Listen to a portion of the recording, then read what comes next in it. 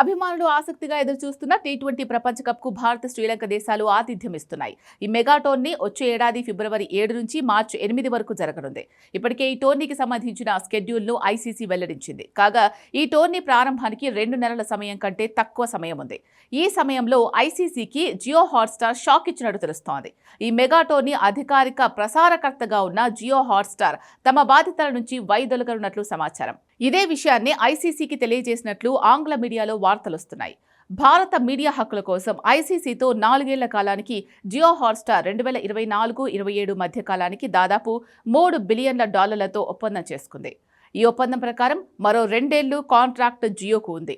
అయినప్పటికీ కూడా మిగిలిన 2 ఏళ్ల కాంట్రాక్ట్ను కొనసాగించలేమని చెప్పినట్టు సమాచారం. జియో ఇలాంటి నిర్ణయం తీసుకోవడానికి కారణం ఆ ప్లాట్ఫామ్కు వస్తున్న భారీ ఆర్థిక నష్టాలే కారణం. ఇదిలా ఉంటే 2026 నుంచి 2029 వరకు భారత మీడియా హక్కులకు సంబంధించిన ప్రక్రియను ఐసీసీ ప్రారంభించింది. దీనికోసం $2.4 బిలియన్ల కోరింది. అయితే జియో స్టార్ ఉపసంహరణ ఐసీసీ ప్రణాళికలను గందరగోళంలో పడేసింది. జియో వైదొలగడంతో Sony Pictures Networks India, Netflix, Amazon Prime Video వంటి సంస్థలను బిడ్ వేయాలని ఐసీసీ సంప్రదించింది. అయితే ఒప్పందం విలువ అధికంగా ఉండడంతో ఇప్పటి వరకు ఎవరూ ముందుకు రాలేదని సమాచారం. ఈ నేపథ్యంలో ఐసీసీ ఆందోళన చెందుతోంది. మరోవైపు జియో తప్పుకోవడంతో ఇక అభిమానులు ఉచితంగా చూసే పరిస్థితి లేదు. ఇప్పటి వరకు పలు మెగా టోర్నీలను జియో ఫ్రీగా తక్కువ ధరలకే ఇచ్చిన సందర్భాలున్నాయి.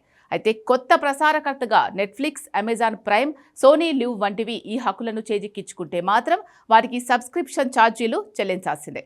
దీంతో అభిమానులకు ఇది షాకింగ్ న్యూస్గానే చెప్పాలి.